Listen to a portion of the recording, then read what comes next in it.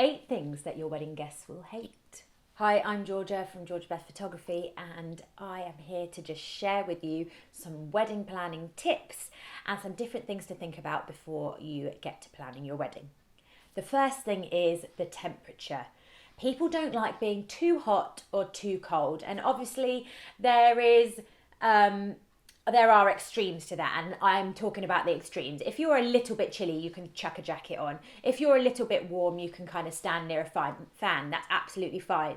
But if they feel too cold for all of your day, or they feel too hot for all of your day, that is going to make them want to leave and cool down somewhere else or warm up somewhere else. So if you are having a winter wedding and it's outdoors, make sure you've got storage heaters or a big bonfire or something that is going to mean that your guests can kind of cuddle up near to somewhere and get warm. There's lots of weddings provide blankets and all that sort of thing for summer evenings as they get colder later on in the day, and all those sorts of things will prevent your guests from feeling basically uncomfortable throughout the day. You just want your guests to be comfortable so they can be there and enjoy your day and enjoy all the special moments that are there for you.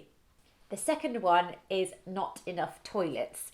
So I have seen this at wedding days before where there wasn't enough toilets and the queue was so long to go to the toilet that actually some guests did leave to go and find a toilet elsewhere. Luckily on those ones they then just came back, but that does create a bit of a situation where your guests might leave and they might decide that they don't want to come back because they're feeling a bit tired and they don't want to deal with that later on again when they need the toilet and all that sort of thing. So make sure that you have enough loos for your wedding day and for the amount of guests. On average, you should say sort of for every 30 or 40 guests, there should be one toilet. The third thing is about the time that it takes for your food to be served. And obviously this is the caterer's job to make sure that it's efficient, but it's definitely something you should talk about with them. Is actually, there have been weddings that I've been to, is from when the first plate was served to the last plate, it's been the space of like an hour. And so you've got people who've well and truly finished their meal before other people's has even been delivered. And it means that time that they're sat at the tables is going to be really, really long time, and people are going to get very bored very quickly, and they might also be really hungry. So just have a little chat with your caterer. If they're a caterer where they're saying, actually, well, you have 150 guests, it's going to take quite a long time, maybe go with someone else that's going to be quicker, or go with a style of food that's going to be different. So maybe don't go for a sit-down meal if it's going to take that long with that many guests. Maybe go for something where people can queue and get something from a buffet, like a hog roast or something like that. There's definitely different ways of making sure the food is served a lot quicker. And following on from that, my fourth point is enough food and enough drinks. And this is something that you can find a lot with buffets. If you haven't got someone specifically serving out the food on a buffet, quite often the first few guests in the line will see all this amazing food laid out, and they'll pile their plates high and not think of the last person in the line. And then by the time the last person in the line gets up, they're going to see that there's not really much left, or there's not anything that they like left. All those sorts of things.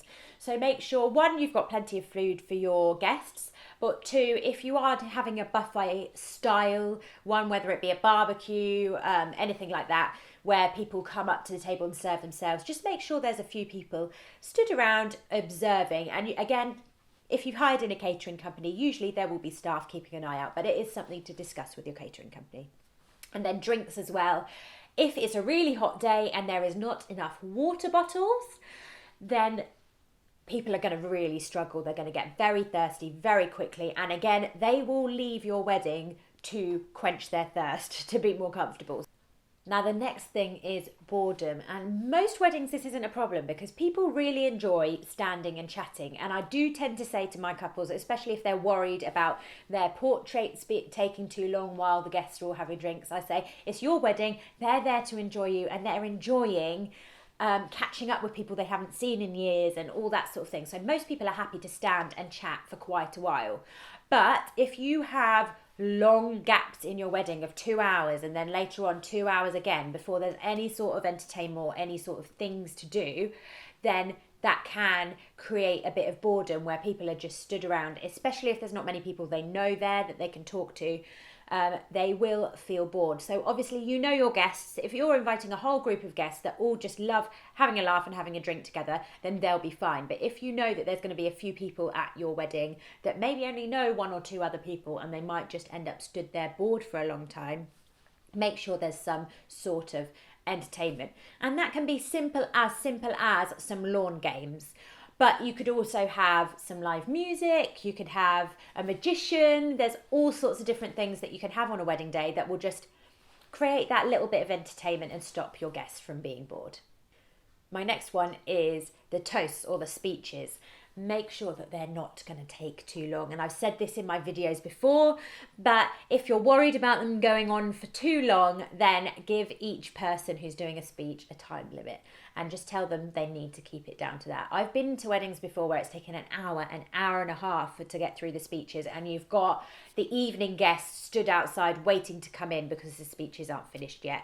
And the people who are sat listening to the speeches quite often get up after the speeches and leave because it's taken so long that they now don't have time to stay for the dancing because the dancing's been pushed back and they have young children that they need to get to bed or anything like that. So with the speeches, just have in mind, actually, I want it to be a max of, say you have 3 people doing speeches.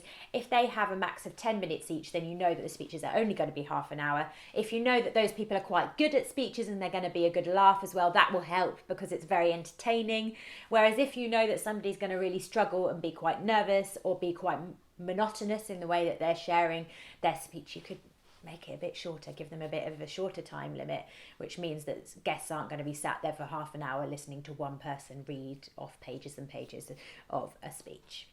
Another thing I have heard guests complain about before is the fact that they didn't actually get to see you. They didn't get to see the couple. And so it is definitely worth, if you haven't got hundreds and hundreds of guests, that's different because people expect that you're not going to have time to go around to everyone. But if you've got about 100 or less, it's definitely worth making sure that you've set aside some time in the day where you can actually greet them and they can kind of come past in the line and give you a hug and say congratulations. And then they know that they've actually had a chance to chat with you one-on-one. Yes, it won't be for a long time and you won't get to have a long, deep catch-up conversation with every single guest, but it does mean that you've said hello, you've given the hug, you've thanked them for being there and taking that time out to spend time with you on your wedding day. And then my last point is enough space or seats. Now, if you are going to a wedding venue, they'll have a max capacity and they'll have enough space and seats for that capacity anyway, so you don't have to worry about that. But if you are having your wedding in a marquee in your garden, or you're just hiring out a village hall and you're doing it all yourself, then you do need to make sure there are definitely enough chairs for every single guest and that there is enough space, that you don't have a table so squished into a corner that the people who are sat in the corner can't actually get out without all of the other guests getting up to let them out. Just make sure that they're comfortable. And that is all it is. You don't want people to be uncomfortable on your wedding day. You want them to just really enjoy the day, have fun spending time with you and celebrating your day with you. So as a disclaimer, obviously everybody's wedding's different, everybody's guest count is different, everybody's type of guest is different, and these won't necessarily apply to every single one of you, but these are very good things to think about to make sure that your guests aren't going to feel uncomfortable on the day and they're going to just have loads of fun. So hopefully that was really helpful. Make sure you go ahead and hit subscribe and share this video if you liked it. Pop it a thumbs up. And then also I have a free wedding planning checklist and guide down in the description below. So if you are interested in downloading that, go for it because it will be really helpful. It helps with budget. It helps with figuring out what you need to do in what month before your wedding for your wedding planning journey.